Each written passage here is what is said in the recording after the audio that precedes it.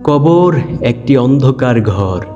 ওই কবরের মধ্যে যদি যেয়ে কেউ নাজাত পেয়ে যায় তাহলে তার পরকালের জিন্দেগিটা সুখময় হয়ে যায়।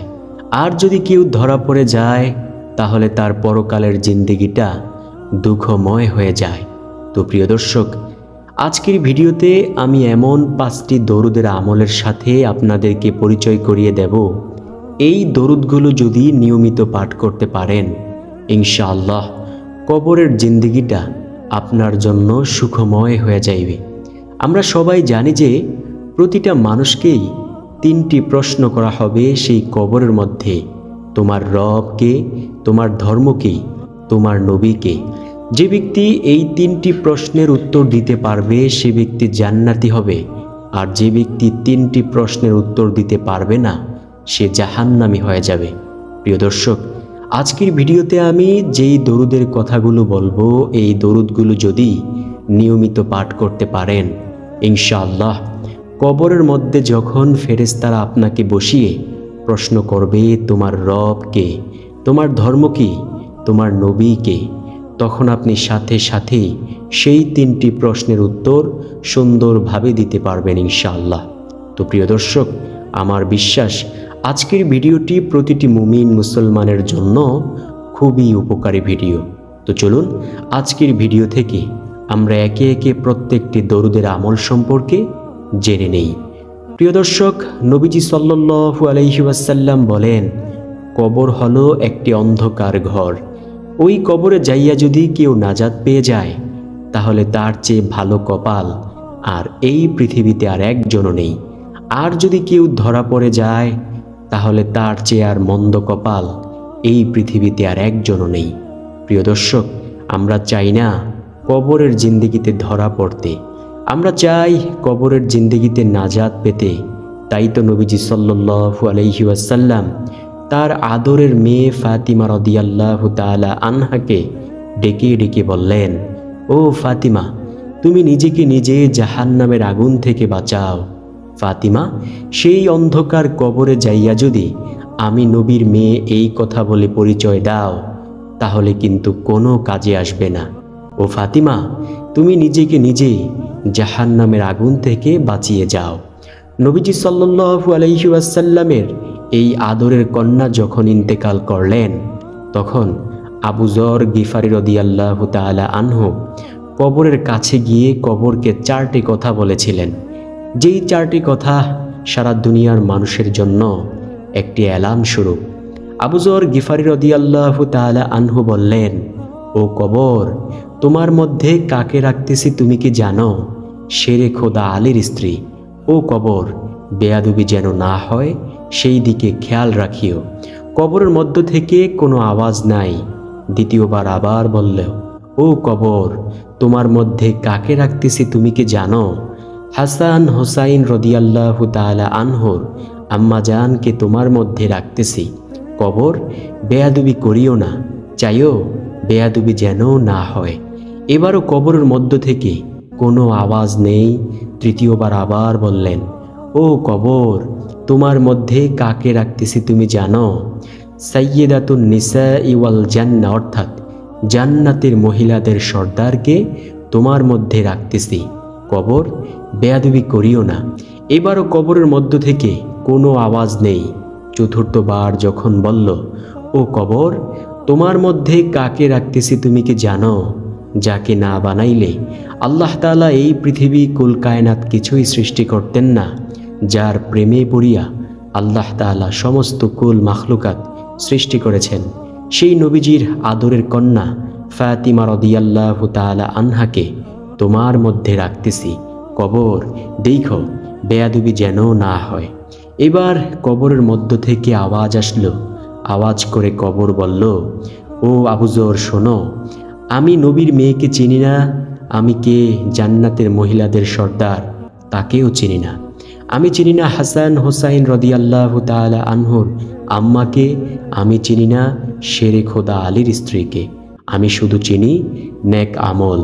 ও আবু যর, শোনো, আমার মধ্যে যদি কেউ গুনাহের কাজ লইয়া কবরে আসে তাহলে আমি কবর তার জন্য এমন আযাবের ঘর হব যেটা সে কল্পনাও করতে পারবে না। আবু যর শোনো, আর যদি কেউ নেক আমল লইয়া আসে তাহলে তার জন্য আমি হয়ে যাব জান্নাতের একটি টুকরা। প্রিয় দর্শক, আজকের ভিডিও থেকে আমরা এই 5টি দরুদের আমল সব সময় করিয়া মহান মালিকের কাছে বলবো, আল্লাহ, আজকের পর থেকে তুমি আমাদেরকে পরিপূর্ণ হিদায়াতের পথে চালাইও। আল্লাহ, কবরের জিন্দেগিতে আমাদের জিন্দেগিটাকে সুখময় করে দিও ইনশাআল্লাহ। প্রিয় দর্শক, আল্লাহর কাছে যে যা চায় আল্লাহ তাকে অবশ্যই তাই দান করেন। সুবহানাল্লাহ। তো চলুন একে একে প্রত্যেকটি দরুদের আমলের সাথে আমরা পরিচিত হয়ে নেই। 1 নাম্বার যেই দরুদের কথা বলবো সেই দরুদটি হলো, নবীজি সাল্লাল্লাহু আলাইহি ওয়াসাল্লাম বলেন, তোমরা সব সময় পড়ো সাল্লাল্লাহু আলাইহি ওয়াসাল্লাম। প্রিয় দর্শক, এই দরুদটি হলো হাদিসের ভাষায় সবচেয়ে ছোট্ট দরুদ। কোনো ব্যক্তি যদি একবার শুধু বলতে পারে সাল্লাল্লাহু আলাইহি ওয়াসাল্লাম, তাহলে রব্বুল আলামিন সাথে সাথে তাকে 3টি পুরস্কার দান করেন। সর্বপ্রথম নাম্বার পুরস্কার হলো আল্লাহ পাক তার 10টি গুনাহকে ক্ষমা করে দেন। দ্বিতীয় নাম্বার পুরস্কার, আল্লাহ রব্বুল আলামিন তাকে 10টি রহমত দান করেন। তৃতীয় নাম্বার যেই পুরস্কার, রব্বুল আলামিন তার মর্যাদা আল্লাহর আদালতে 10 ধাপ বাড়াইয়া দেন। সুবহানাল্লাহ। প্রিয় দর্শক, তাই আমরা হাঁটতে, চলতে, উঠতে, বসতে নিয়মিত পাঠ করব সাল্লাল্লাহু আলাইহি ওয়াসাল্লাম, সাল্লাল্লাহু আলাইহি ওয়াসাল্লাম। ইনশাআল্লাহ রব্বুল আলামিন আমাদেরকে উত্তম জীবন দান করবেন ইনশাআল্লাহ। প্রিয় দর্শক, আমরা যখন হাঁটি তখন আমাদের পায়ের কাজ থাকে, কিন্তু জবানের কিন্তু কোনো কাজ থাকে না। তো আমরা যদি বেশি বেশি পরিমাণে এই দরুদখানা পাঠ করি, অর্থাৎ সাল্লাল্লাহু আলাইহি ওয়াসাল্লাম বলি, তাহলে আমাদের হাঁটাটাও আল্লাহ তাআলা সওয়াব রূপান্তরিত করবেন। সুবহানাল্লাহ। তাই প্রিয় দর্শক, আমরা যদি চাই যে আমরা শুধু অল টাইম নেকের কাজ করতে, তাহলে সব সময় পড়ব সাল্লাল্লাহু আলাইহি ওয়াসাল্লাম, সাল্লাল্লাহু আলাইহি ওয়াসাল্লাম, সাল্লাল্লাহু আলাইহি ওয়াসাল্লাম। আহারে, নবীজির জন্য কি একটু ভালোবাসা নেই অন্তরের মধ্যে? নবীজির জন্য কি একটু মায়া নেই? যেই নবী 63 বছর জিন্দেগিতে অঝোর ধারায় কান্না করে গিয়েছেন। এমনকি নবীজি সাল্লাল্লাহু আলাইহি ওয়াসাল্লামকে যখন আজরাইল আলাইহিস সালাম রূহ মুবারক কবজ করতে এসেছিলেন, নবীজি তখন আজরাইল আলাইহিস সালামকে বলেছিলেন, ও আজরাইল, তুমি আমার সব উম্মতের রূহ কবজের কষ্টটা আমি নবীকে দিয়ে দাও। তারপরেও কথা দাও আজরাইল, আমার উম্মতকে তুমি কষ্ট দিবা না। প্রিয় দর্শক, এমন মায়ার নবীর জন্য কি একটু মায়াও হয় না? যেই নবী এমন কথা বলতে পারে সেই নবীর জন্য কি কোনো মায়া হয় না? প্রিয় দর্শক, প্রিয় দর্শক, ভালোবাসা অন্তরের মধ্যে নিয়ে ইনশাআল্লাহ আজকের পর থেকে বেশি বেশি পরিমাণে পড়ব সাল্লাল্লাহু আলাইহি ওয়াসাল্লাম। নবীজি সাল্লাল্লাহু আলাইহি ওয়াসাল্লাম যখন দুনিয়াতে পদার্পণ করেছিলেন, তখন তিনি সর্বপ্রথম যেই কথাটা তার জবান দিয়ে বের হয়েছিল সেটা হলো, ইয়া উম্মতি, হে আমার উম্মত। প্রিয় দর্শক, নবীজি সাল্লাল্লাহু আলাইহি ওয়াসাল্লাম সব সময় এই উম্মতের কথা চিন্তা করেছেন। তাই তো নবীজি সাল্লাল্লাহু আলাইহি ওয়াসাল্লাম হাশরের ময়দানেও আল্লাহ তাআলার আরশের নিকট সিজদায় পড়ে শুধু উম্মতের জন্য কান্না করতে থাকবে। সব উম্মতেরা নবীজি সাল্লাল্লাহু আলাইহি ওয়াসাল্লামের কাছে গিয়ে বলবে, ও মায়ার নবী, আপনি একটু বলুন আল্লাহ তাআলা যেন আজকে বিচার কার্যটা তাড়াতাড়ি শুরু করে দেয়। তখন নবীজি সাল্লাল্লাহু আলাইহি ওয়াসাল্লাম উম্মতের কষ্ট দেখিয়া সহ্য করতে না পেরে সাথে সাথে আল্লাহ রব্বুল আলামিনকে বলবেন, আল্লাহ, আপনি আমার উম্মতের এবং সবার বিচার কার্য শুরু করে দেন। সাথে সাথে রব্বুল আলামিন বিচার কার্য শুরু করে দিবেন। এমন মায়ার নবী আমরা পেয়েছি। তো প্রিয় দর্শক, সেই নবীর শানে হাঁটতে, চলতে, উঠতে, বসতে সাল্লাল্লাহু আলাইহি ওয়াসাল্লাম অবশ্যই পাঠ করব ইনশাআল্লাহ। দ্বিতীয় নাম্বার যেই দরুদের কথা বলবো সেই দরুদটি হলো, নবীজি সাল্লাল্লাহু আলাইহি ওয়াসাল্লাম বলেন, যদি কোনো ব্যক্তি একবার শুধু বলে জাযাল্লাহু আন্না মুহাম্মাদান মা হুয়া আহলুহু। তাহলে রব্বুল আলামিনের 70 জন রহমতের ফেরেশতা 1000 দিন পর্যন্ত অনবরত শুধু তার আমলনামায় নেক লিখতেই থাকবে। সুবহানাল্লাহ। তো প্রিয় দর্শক, আমরা উঠতে বসতে অবশ্যই বেশি বেশি পরিমাণে পাঠ করব জাযাল্লাহু আন্না মুহাম্মাদান মা হুয়া আহলুহু। দেখেন, নবীজি সাল্লাল্লাহু আলাইহি ওয়াসাল্লাম কিন্তু পরকালের জিন্দেগিতে আমাদেরকে সুপারিশ করবেন। তো সেই নবী যদি আমাদের না চেনে, তাহলে আমাদের কেমন বেহাল দশা হবে প্রিয় দর্শক। নবী যদি আমাদেরকে বলে, আজকে তোমরা দূরে সরে যাও, আমি তোমাদের নবী না, তোমরা আমাদের উম্মত না।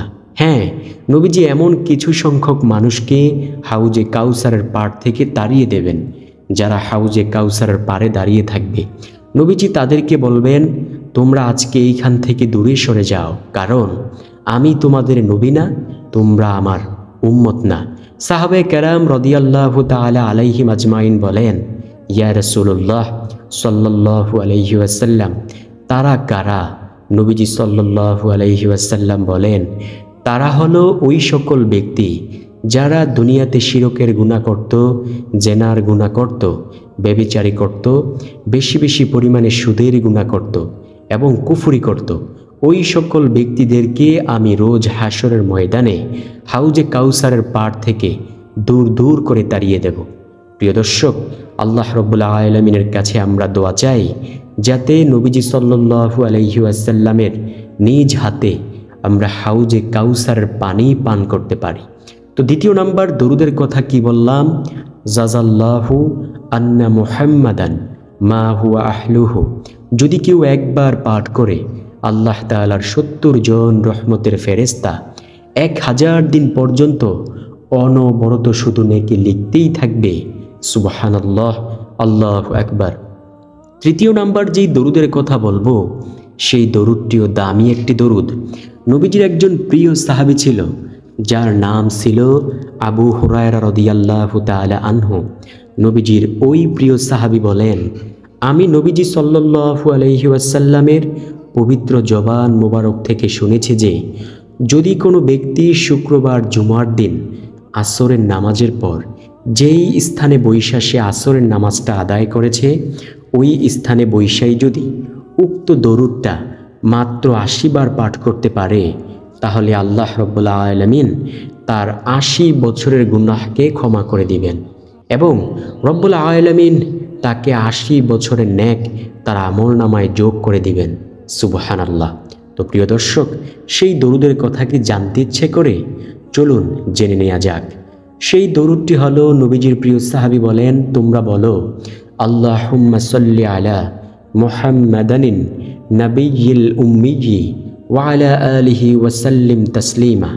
কোনো ব্যক্তি যদি এই দরুদটি শুক্রবার জুমার দিন আসরের নামাজের পর যেই স্থানে বৈশা সে আসরের নামাজটা আদায় করেছে, ওই স্থানে বৈশাই যদি এই দরুদটি মাত্র 80 বার পাঠ করতে পারে, তাহলে আল্লাহ রব্বুল আলামিন তার 80 বছরের গুনাহকে ক্ষমা করে দিবেন। রব্বুল আলামিন তার 80 বছরের নেক তার আমলনামায় যোগ করে দিবেন।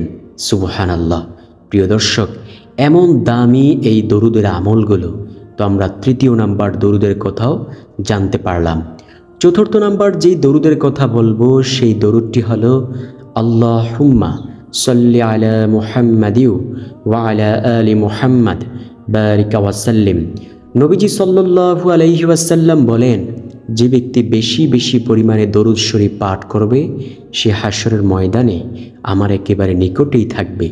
প্রিয় দর্শক, সেই অন্তিম মজার মুহূর্তটা কেমন হবে যখন আপনি নবীজি সাল্লাল্লাহু আলাইহি ওয়াসাল্লামকে নিজ চোখে দেখতে পারবেন, নবীজিও আপনাকে নিজ চোখে দেখতে পারবে। তখন সেই অন্তিম মজার মুহূর্তটা কেমন হবে প্রিয় দর্শক, অবশ্যই কমেন্টের মাধ্যমে জানাইতে কিন্তু ভুলবেন না। প্রিয় দর্শক, আমরা বেশি বেশি পরিমাণে পাঠ করব আল্লাহুম্মা সাল্লি আলা মুহাম্মাদি ওয়া আলা আলি মুহাম্মাদ বারিক ওয়া সাল্লিম। ইনশাআল্লাহ রব্বুল আলামিন আমাদের রিজিকের মধ্যে বরকত দান করবেন ইনশাআল্লাহ। দুনিয়াতে যারা নবীজির উপর দরুদ পাঠ করে তারা অনেক কল্যাণকামী হয়। প্রিয় দর্শক, নবীজি সাল্লাল্লাহু আলাইহি ওয়াসাল্লাম বলেন, আমার উম্মতেরা শোনো, তোমরা বেশি বেশি পরিমাণে দরুদ পাঠ করিয়া আমি নবীকে হাসরের মাঠে সুপারিশ করার জন্য সাহায্য করো। প্রিয় দর্শক, এই হাদিস থেকে এটাই স্পষ্ট যে যে ব্যক্তি নবীজি সাল্লাল্লাহু আলাইহি ওয়াসাল্লামের প্রতি বেশি বেশি পরিমাণে দরুদ পাঠ করবে, নবীজি সাল্লাল্লাহু আলাইহি ওয়াসাল্লাম তাকে হাসরের ময়দানে অবশ্যই সুপারিশ করবেন ইনশাআল্লাহ। তো যদি নবীজির সুপারিশ পেতে চান তাহলে ৪র্থ নাম্বার দরুদটি বেশি বেশি পরিমাণে পাঠ করুন।